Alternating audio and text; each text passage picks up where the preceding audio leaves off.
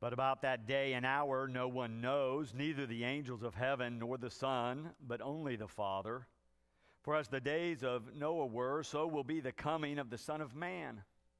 For as in those days before the flood, they were eating and drinking, marrying and giving in marriage until the day Noah entered the ark.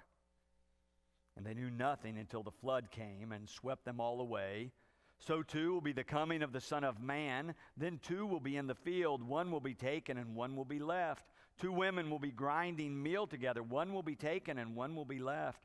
Keep awake, therefore, for you do not know on what day your Lord is coming. But understand this, if the owner of the house had known in what part of the night the thief was coming, he would have stayed awake and would not have let his house be broken into.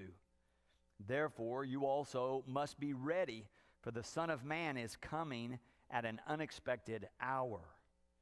This is the word of the Lord. Thanks be to God.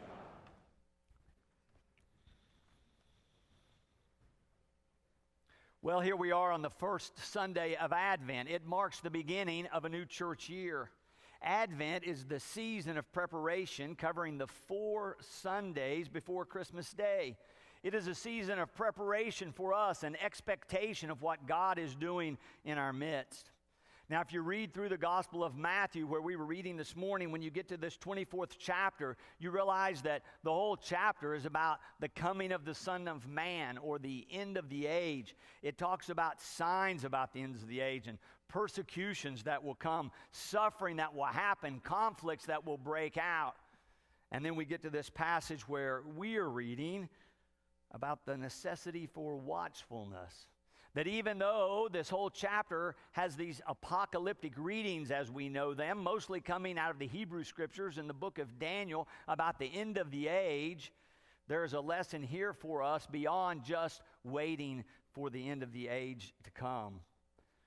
When people begin to think about the end time or the end of the age, they often get caught up in asking when will this happen? And our text says, as to that day and hour, no one knows, neither the angels in heaven nor the Son, but only the Father.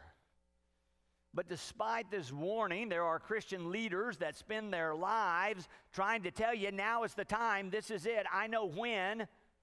But you know what? Those who have been predicting that have been doing so for 2,000 years, and so far, every one of them, each and every one of them have been wrong.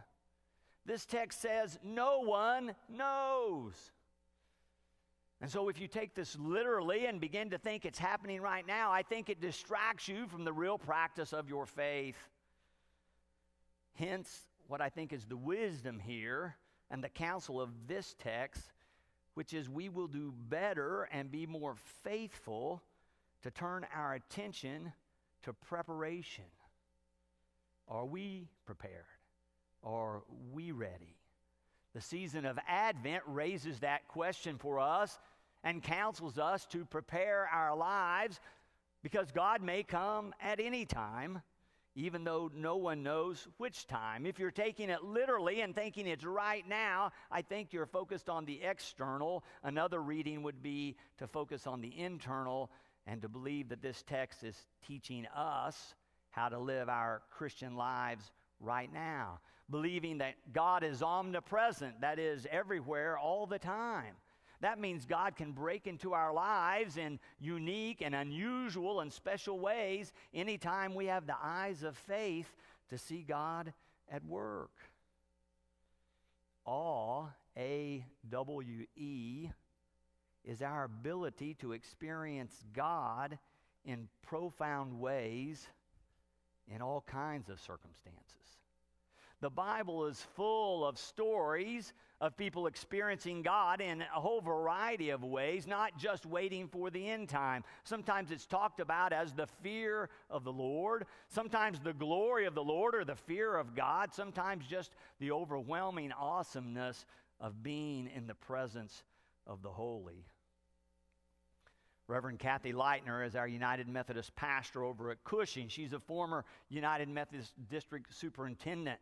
She had occasion to take an adventure to Alaska. She was in the Katmai National Park and Preserve, 7,000 square miles of wilderness, full of streams flowing here and there, glacier mountains, volcanoes, and many, many bears.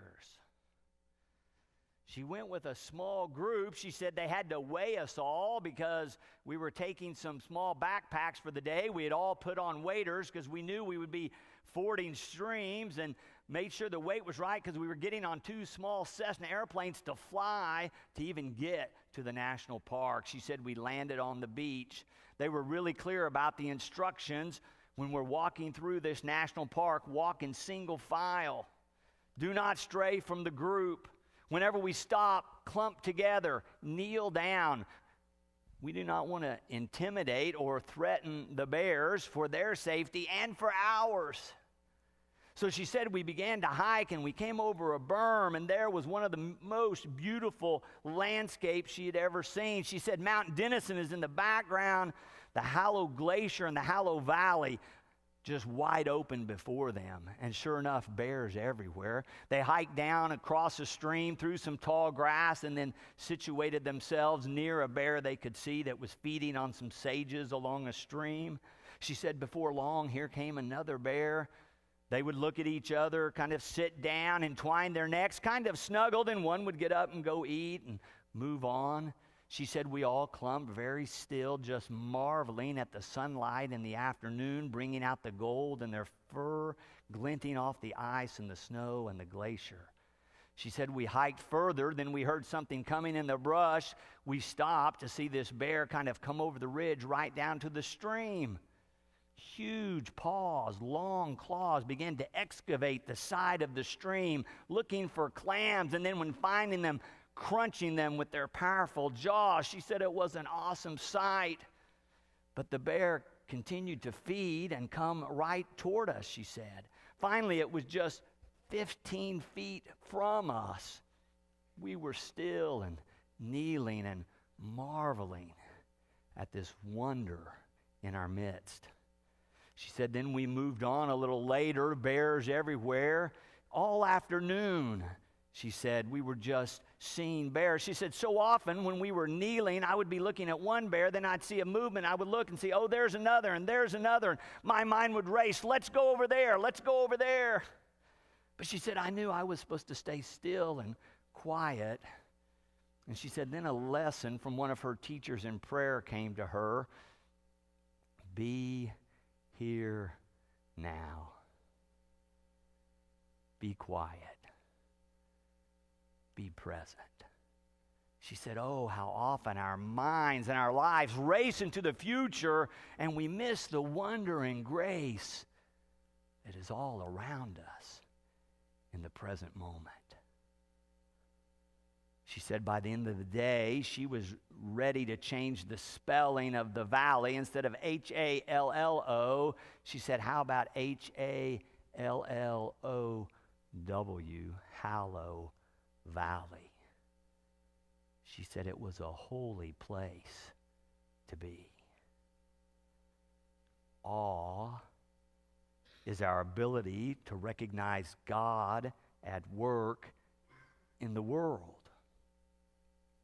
Often we see it in natural beauty. As Christians, we say we can see God at work in natural beauty, but we also proclaim we can see God at work at the other end of the spectrum in chaos and conflict and violence or persecutions and sufferings, as Matthew says.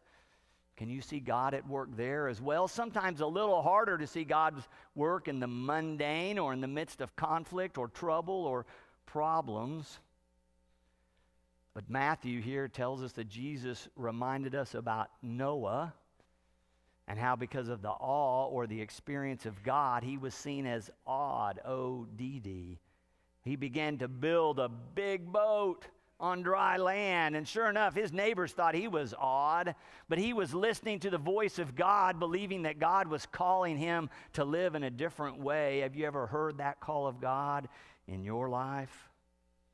One of you sent me an email recently that I think can help us here. It was about a football game. The game was between Grapevine Faith Academy and the Gainesville State School. Now, the Gainesville State School is inside a penitentiary. These are teenagers who have been locked up in prison. Not much family support. Perhaps not a very functional family at all. But at any rate, they had made enough bad decisions to end up in prison. But they had a football team, just 14 of them. They were 0-8. All their games were on the road. You understand? They had outdated equipment and uniforms, but at least they got to go on the road and play. On this particular Friday night, they were supposed to play this Christian academy, Grapevine Faith Academy, a Christian high school. They had 70 players on the team, 11 coaches, all the latest equipment, plenty of support from parents and family. And their coach, Chris Hogan, the week before the game, had an idea. Knowing that there would probably be no one in the stands for the other boys, he floated this idea out here that they divide up. And for this one night only, that they send half of the band and half of the cheerleaders and half of the spectators and supporters and fans to the other side to cheer for these boys who would be coming. Now, some people thought he was nuts, and they said, "Now, what are you suggesting?" And he said, "Here's the message I want to send. You are just as valuable as any other person on the planet." One of the players says, I don't get it. And he said, well, imagine this. You have no home life. You have no supportive parents. You don't believe that anyone believes in you anymore. You don't have a sense of love or care or support in your life. Then imagine showing up to the game Friday night and having the stands full of people cheering for you. Well, the idea began to take hold, and people began to get organized, and sure enough, by the start of the game, the guest stands were just as full as the home stands were. And sure enough, when these 14 players come running out, there was a big banner for them to run through saying, "We're with you." And half the cheerleaders were on their side, and the band was playing for them, and people were cheering for them. They couldn't believe it. Isaiah, who was the quarterback and the middle linebacker, said, "You know, usually when we come out, you can see it in their eyes. People are afraid of us. But not tonight. These people were cheering for us. They were yelling for us by name."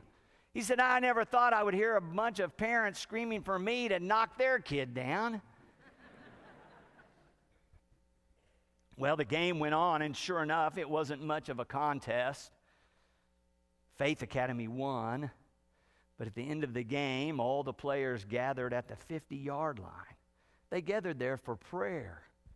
The Faith Academy boys were ready to pray, but about then Isaiah, the teenage convict quarterback, middle linebacker, raised his hand, said, "May I pray?"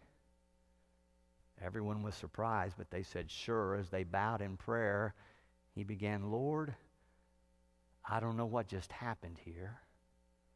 So I don't know who to thank or how to thank them, but we are so grateful. We cannot believe that there are this many people who still believe in us, that still will cheer for us, who know us by our names." After they finished their prayer, the Gainesville State School players got up, headed for the bus under guard. But there were the Faith Academy students again. They had a burger and French fries and a Coke and a Bible and encouraging letters from players on the opposite team, encouraging them, saying, "We are with you. We believe in you. We are praying for you." I think Coach Hogan experienced the prompting of God in his life, and he took a different action. He had a different strategy for the game that night. He began to live a little differently. It might seem odd to some, but I tell you, it's awe of God that makes him odd in his life. For once you experience the holy in your presence, you want to share it with others. I don't think it's too strong to say that God was at work for peace in the midst of conflict right then and there. Advent is the season of preparation and expectation. Oh, some say that we are foolish to believe that there is a God, or God is alive or at work, or that God might be doing something special in our lives. But that's what we believe as Christians. That's what we proclaim, that God is at work. But it will take some of us who hear the counsel of this passage to keep awake, to be ready to share that peace or that love with someone else. It'll take a few of us ready to stand up and proclaim like Jesus did, is that God is at work for your good and for the good of all in this life right now. Think of all the places where we might bring God's presence and peace into our world. Maybe in our public debates, we could be a little more civil about our disagreements over tactics and strategies of governing. How about if we brought a little more kindness when we were dealing with people struggling with mental health issues? Maybe we should lead with compassion when dealing with our own family wounds. Maybe we could bring a little more love and support to those who are working their way through the criminal justice system, trying to re-enter society. Perhaps we could remember in our thoughts and prayers people who are still recovering from the earthquake in Haiti, or the typhoon in the Philippines, or maybe those parents and families in Sandy Hook, who in less than 2 weeks will be marking the first anniversary of the tragic shooting that robbed them of so many they loved.